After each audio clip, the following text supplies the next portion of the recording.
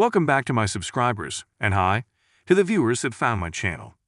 You are at the right spot for the unexplained and strange stories we have lined up on every video. This time we go a bit darker, as the theme for this video has elements: trigger warning, suicidal thoughts, and actions. If you like the stories, like and subscribe for more strange content. On this channel, we don't really have philosophical discussions, but I like the following from Reddit user info09876.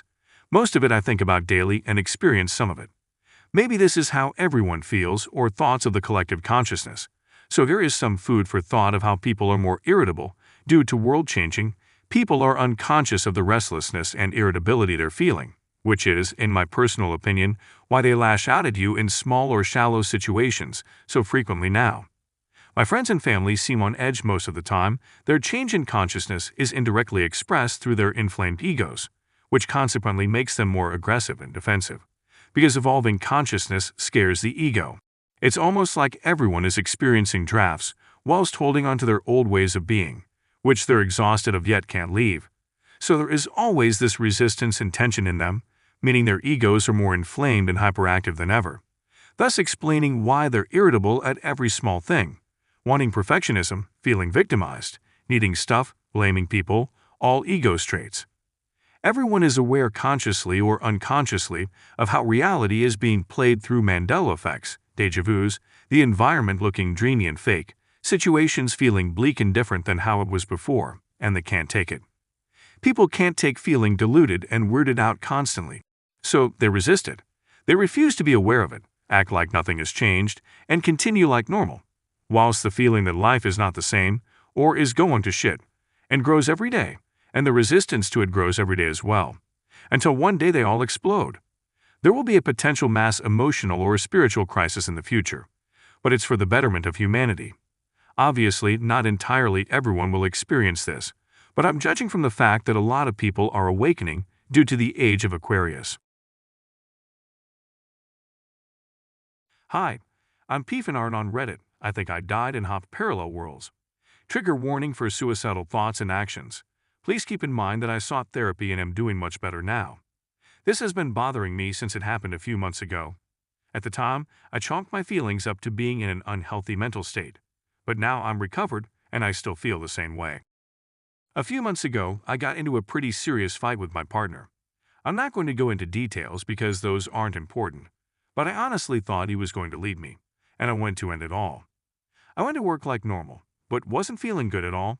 Hadn't eaten that morning, barely slept, and was reeling from the fight the past couple of days. So I left work early.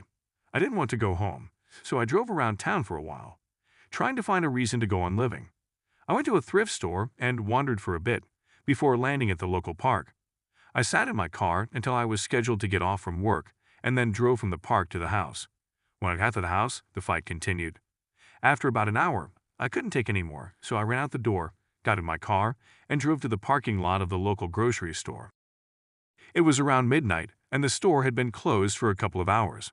The only people in the parking lot were those getting gas at the station. Without getting too graphic, I took a knife to my arm with the intent to kill. I remember holding a rag to the injury so that my car didn't get dirty. Some time passed, and an ambulance drove into the parking lot with the sirens blaring. I was a bit panicked, thought someone had seen me, but they drove past my car. My rearview mirrors had been tilted upwards because the headlights of passing cars kept shining in my eyes, so I didn't see where they went, but when they passed my car, the sirens turned off. I ignored them and felt kinda sleepy. A few minutes later, the same thing happened. Another ambulance tore into the parking lot with sirens, only to drive past my car. I rolled down my window to look and see what they were doing, only to discover that there were no ambulances in the parking lot. I figured that they probably drove around to the back of the building. Then my car radio, which I had on in the background the whole time, played a song I had never heard before. Keep in mind, I have listened to the same radio station for over a decade now. They don't change up their songs very often. It's top 40 80s and 90s. There is nothing new to be added to the station. I listen to it because it's familiar and I know all the songs they play by heart. But suddenly, it was playing something new. It jarred me enough that I started stopping the bleeding because I wanted to hear it to the end. I was entranced. After it finished, I looked it up online, wondering if possibly a recently released song had been accidentally played. The song was Rio by Duran Duran, and it was the original cover. Not a new release at all. At this point, I realized the bleeding had stopped, but when I looked at my arm, it was barely a scratch at all. I had clearly seen what I had done to myself, and I had the rags to prove it, yet the wound on my arm was much smaller. I drove home and went to bed, feeling off-put by the whole thing. Ever since this happened, I keep hearing this song on the radio. The station has a list of songs that are in their playlist, and sure enough, that song is in the playlist and is listed as having been there for a long time. Yet, I've listened to this station most of my life and had never heard it before. I play the radio almost all day, and whenever I'm in the car, there's no way I just turned it off by chance every time it played. I still can't get the event out of my head. I honestly feel like I did die, and those ambulances were for me, but my spirit or my mind, or something hopped universes, to one almost identical, except where I didn't die. And this song is proof of it. I haven't talked to my partner or friends about it yet. I don't know how to bring something like this up. Hi, I'm tailwaggingthedog on Reddit, and somehow I was made aware of a suicide that hadn't happened yet. The year is 2010. My wife and I were living in Uxbridge, Ontario at the time. During a cold winter day, I remember driving by the small town's main park. A parking lot faced the road. As I drove by, I felt a cold sense of awareness and said either my internal voice or out loud to myself, "This would be a likely place for someone to commit suicide." I have no idea why I said it. I pictured in my head a person slumped in their seat with a gunshot wound to their head. I shook the idea out of my mind and maybe remember telling my wife about the odd thought. I personally was not by any means suicidal at the time. I can assure the reader of that. Then this happened about 2 weeks later. It was everything I had imagined in my head. Our landlords and friends, yes, you can have both, knew the guy. He was being called out as a fraudster by some and was being about to be hauled up on charges when he decided to eat his gun in the exact spot. My eyes envisioned something like this happening. That was 2 weeks before. As a Christian, I hope that in that weird moment of clairvoyant-type revelation, I offered a prayer for the soul of the man and especially his family. Does anybody else have a weird precog vision of a death or accident like this? It hasn't happened since. Well, not in that way anyway. I have dreams that are significant to future occurrences at times, but I know those are God-guided, but this was something out of the blue weird. I posted a link in the description for you to confirm the suicide. I think something comes for me while I sleep. To start, let me explain a little bit about myself. When I dream, I'm always conscious that I'm dreaming. And if I don't like the dream, or it makes me uncomfortable, I can take control of the dream and change it. When I dream, sometimes I'm not myself. But I'm always conscious of who I am, my age, gender, what I look like, etc. You name it. I probably dreamt that I was it. When I dream, I can fully control the body I'm in. I can look at or touch anything I want. I also remember my dreams and can return to a dream where I left off or even start it over another time if I so desire. Lately, I've been having this dream once or twice a week, and it unnerves me. I can't sleep anymore because of it. When the dream starts, I'm walking up the back driveway towards my back door. I can't tell who or what I am, but I get the feeling that this thing shouldn't be here, or that it's up to no one. I cannot redirect my gaze or move any limbs myself. This thing is tall. I can tell it is because we have a back door that has a window. I'm short, 5'2". Normally I can't see through this window without standing on tippy toes. This body's eyesight is well above the window. I don't remember how we get to the other side of the door. We don't open it. We're just suddenly on the other side of it. We get a few steps in and lights start to turn on in the house. I see my mom's silhouette in the hallway.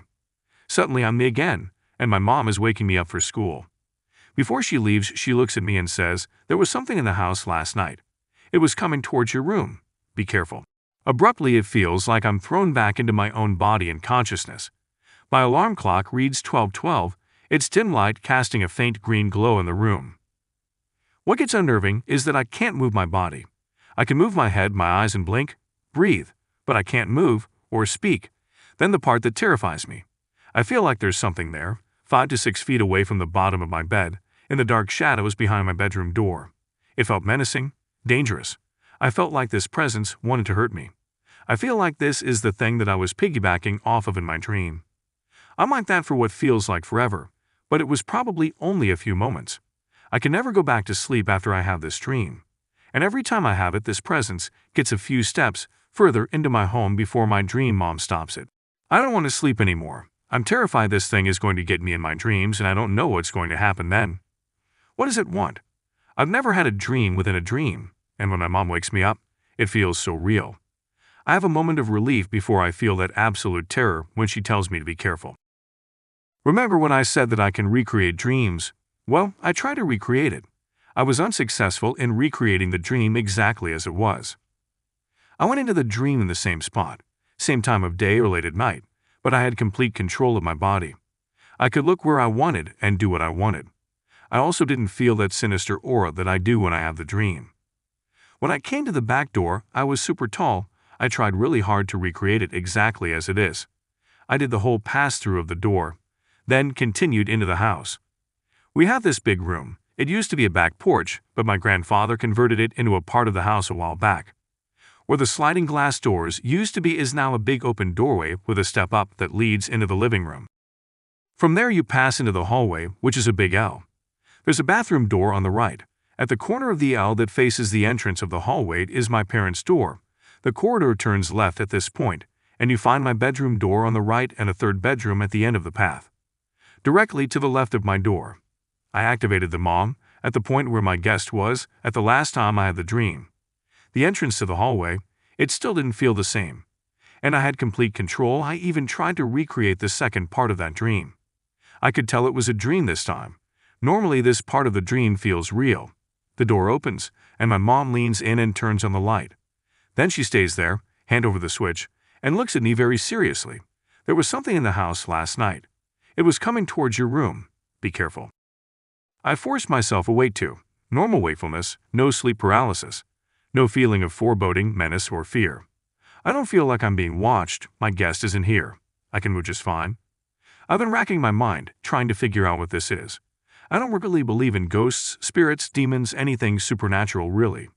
I love spooky stories, but I just never subscribed to that crap. My willingness to listen to stories has opened a world of friends for me though. I have all sorts of friends of all sorts of religions, races, and creeds. So I went to one of my more spiritual friends. Kara calls herself a Wiccan, born and raised in a coven. I explained how I dream, and then I told her about the dreams I've been having and what happened when I tried to recreate it. This is what she said. So, you've been basically astral projecting when you dream at some point somewhere you found something. You may have done something to draw its eye, but now you're in its sights. It seems to me like your bedroom door is your mind or psyche. Whatever this is, it's trying to break in. I don't know why, but the bright side is you got some good defenses. I don't know if that's a lingering spirit, a god, or just some natural defense, but it's one good protector to come up so consistently. It's even warning you afterwards. Protectors and guardians tend to show themselves as someone you trust, and you tried to recreate that dream? What the hell's wrong with you? That's like calling it to you and leaving the door wide open. She scolded me quite a bit. She said she might be able to make me some charms or something, but she'd need to talk to her mother first. That lunch was over and I won't see her again until tomorrow. Right now I'm just trying not to sleep. Shouldn't be too hard, right? Wish me luck. 'Cause I only got the hallway left between me and this thing that wants something from me.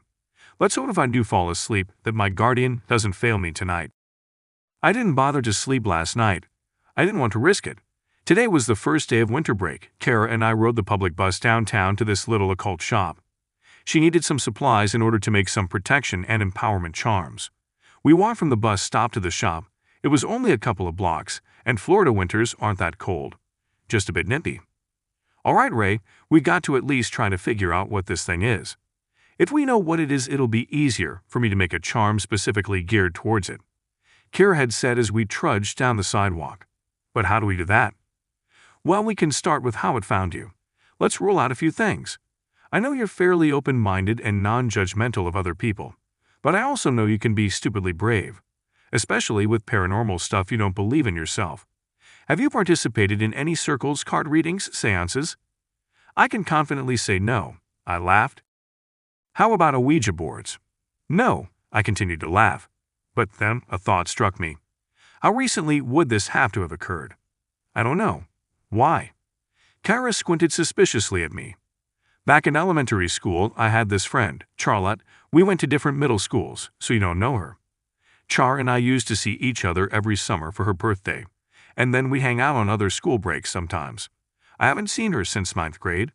Okay, so a friend from elementary school you haven't seen in 2 years. Right, but one of the last times I saw her we may have played with a Ouija board. You're a fucking idiot. Kyra pulled me into the garden of the occult shop, and we plopped down on one of the benches. Everything. Every detail you remember, I need to hear. So I told her every detail I could remember, and now I'll tell you too. It was July 10th, 2004. It was Charlotte's 14th birthday party, and while there were parents in the house, it was mostly just 10 preteens and teenagers in the house. I was the third oldest of 15. Then there was Alex 18, Vivian 16, Talia 14, James 14, Lily 14, Lori 13, Tommy 12, and Beth 12. As generally unattended teens would, when dusk came we set off some leftover 4th of July fireworks. Then as the night descended we retreated to Char's bedroom. Do you want to have some fun? Char grinned as she pulled out a Ouija board, some LED candles, and her handheld camcorder. Everyone essentially agreed. I was ambivalent. I didn't care if we did this or something else. I was seated across from Char, between Alex and Viv. Char decided to operate the camera, while almost everyone else placed a finger on the planchette. At this point, we were just goofing around. The board was rather unresponsive initially, or maybe we weren't relaxed enough for something to talk to us. It was pretty obvious that James was moving the planchette. After maybe half an hour, we were all ready to put away the Ouija board, and James decided to go use the bathroom. The board seemed to start responding to questions like, "Are you a boy or a girl?" With things like neither. When we asked the question again, it said both. The third time it gave us boy. When asked what it was saying, spirit. "What do you want?" Tommy laughed. "Rayla," the board answered. I think most of us thought that Tommy was guiding the planchette this time, since he had been in my shadow all day. I honestly didn't like that answer. It made the hair at the nape of my neck stand on end. The room didn't feel right anymore. "Hey, that's cool orbs," Char said suddenly. I didn't like that the camera was pointed at me when she said that. "It's just dust," I said drolly. "I dunno. My mom makes me dust pretty heavily." "That is cool though. I don't think we've ever got orbs with the Ouija board out." Vivienne leaned over to peer at the camera. "It looks a little too big to be dust, and I'm pretty sure we'd know if those were bugs." As James came back into the room, the floor lamp behind me and Alex fell over. Thankfully, it hadn't been on, nor did it hit anyone, but it did land on the board. We decided that was enough of the Ouija board and packed it away. It was about time for dinner and cake anyways. As was our ritual, I spent the night at Char's. We stayed up late playing a JRPG. I remember waking up in the night to voices coming from the kitchen, and when I rolled over, I noticed a man standing in the doorway. I started to sit up while rubbing my eyes, ready to say hello to Char's dad, since I hadn't seen him all day. "Ray, my parents are getting divorced. My dad doesn't even have a key to the house anymore." Then who was just standing in the doorway? The doors closed. It was wide open when I woke up, and there was a guy standing there, I swear. I said as I started to get up. Char got up, and as we approached the door, the faint sound of talking drifted to us from the kitchen. Char looked startled, out of mouth. "See." When we moved out to the hall, the kitchen light was on, and we could still hear the voices, but it sounded like they were getting softer. By the time we made it into the kitchen, there were no more voices, but there was also no evidence, other than the light being on, that anyone had been in the kitchen. Char's mom and little brother were both upstairs, sleeping in their beds. We checked. We were seriously creeped, but we went back to bed. The next morning, Char told me that when I woke her up, she had been having a bad dream. She said she was seeing a weirdly inhuman face. The eyes were too large, and other than vertical, slit-shaped, golden pupils, the eyes were entirely black. She was glad I had woken her up, even for the weird circumstances. I saw her once or twice after that, all within the summer. When her parents' divorce finalized, her mom sold the house and she moved away. I have her cell phone number, but I only recently got a plan with unlimited texting or minutes, so we haven't talked in a long time. With this new information, Kira asked me to contact Char, so I attempted to call her. She didn't pick up. Instead of leaving a voicemail, I shot her a quick text. "Char, it's Rayla. Just wanted to chat. Call or text me later." "Do you have any of the other kids' numbers that were there?" Kara questioned. Tommy, Vivian, Alex, James, Lily, and Lori have Facebook or MySpace. I don't have numbers, but I can try and get in contact with them. I pulled up my web browser on my phone and started pulling up the appropriate websites. I looked up Alex first. He never switched to Facebook, and I was pretty sure he was the only one that never did. What I found was a memorial. Alex died almost 2 years ago from suicide. Probably not actual suicide, Kara remarked. I mean, Alex was different. He drank vodka like water, and at 18 he was dating Char and had already been committed for suicide attempts, twice. Were the other kids like you? You mean drinking, drugs, smoking, good grades, general hermits? Yeah, I think so, yeah. Well, keep looking. So I did. One by one I searched. Vivienne died a couple of months after Alex. Reason never disclosed. Talia went comatose and died a few months later. Doctors ruled it to be a diabetic coma. The spacing between deaths was always 2 to 4 months. Some of them fell into a coma. Others were ruled a suicide or an accident, except for James, who wasn't in the room when the Ouija board finally started responding. All of them started acting funny and developed insomnia before the event. Well shit, that's probably the start. If I had to guess, those other kids didn't have a guardian. Probably couldn't do astral projection either, so this demon has fed on them to gain strength and come after you. I held my head, no news on Char, and don't know if she's alive or dead. Probably not dead yet, likely very weak if it already started hunting you. What makes you so sure? Pretty sure it's been building strength, testing the waters of what your guardian is capable of before it really attacks. So it wants to kill me too. Great. My friend's life is in the balance, and once it kills her it's going to come at me. Full force. Amazing. I put my head in my hands and cried a little. I cried for those other kids, for Char, maybe even a little for myself. Kira patted my back and stood up. I'm going to get those supplies. I'll be right back. She left me to brood. It was better this way. I wanted to be alone to grieve. I'm not sure how long I sat there, sniffling and crying, eyes closed, as I thought about the kids that died from this thing before me.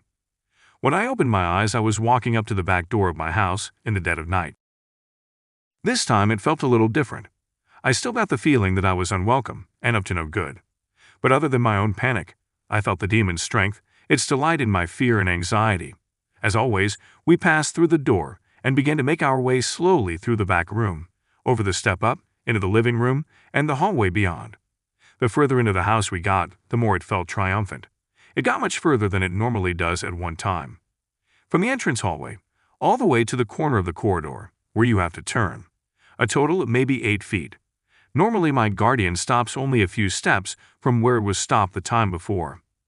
My panic ramped up, and just before it would have turned, my parents' bedroom door burst open.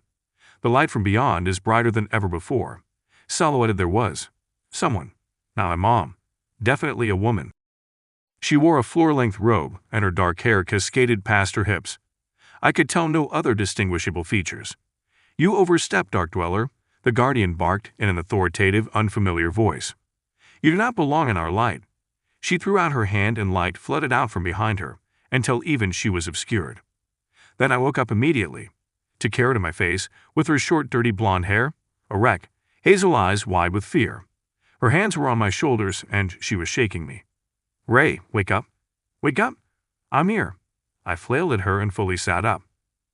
You literally fell asleep while talking to me. With your eyes open, she shook me again. I get it. Let go.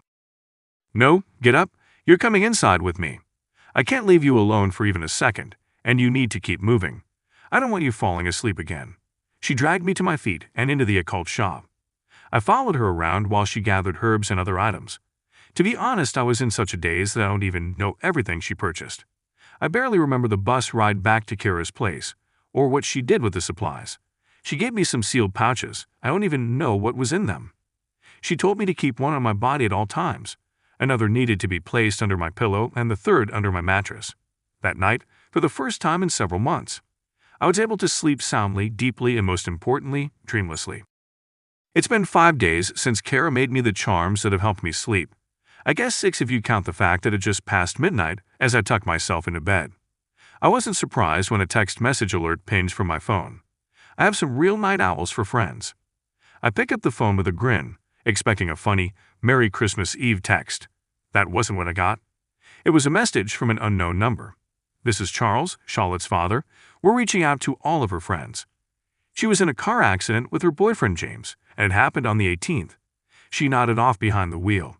She and James were comatose in the hospital for several days. both passed this morning.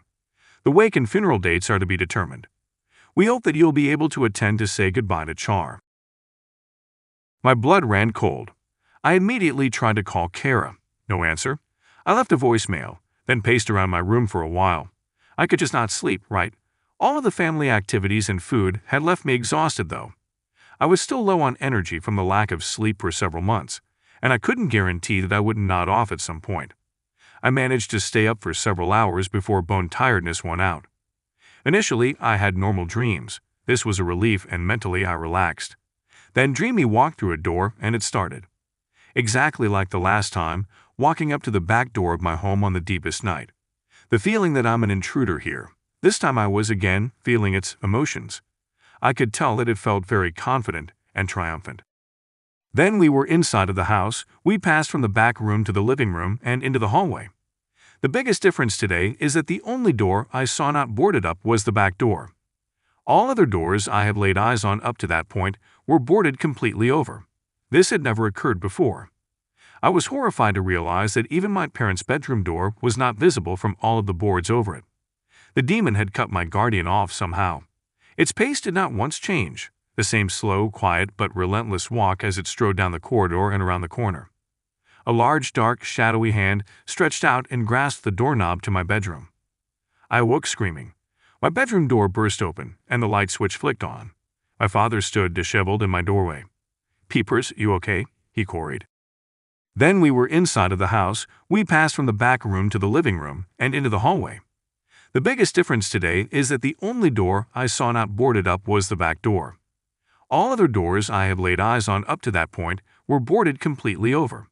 This had never occurred before. I was horrified to realize that even my parents' bedroom door was not visible from all of the boards over it. The demon had cut my guardian off somehow. Its pace did not once change, the same slow, quiet, but relentless walk as it strode down the corridor and around the corner. A large, dark, shadowy hand stretched out and grasped the doorknob to my bedroom. I awoke screaming.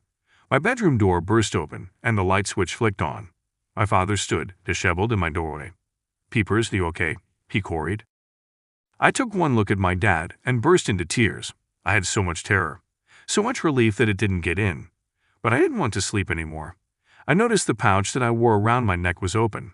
As was the one under my pillow, their contents spilled across my bed, and I was pretty sure they couldn't protect me anymore.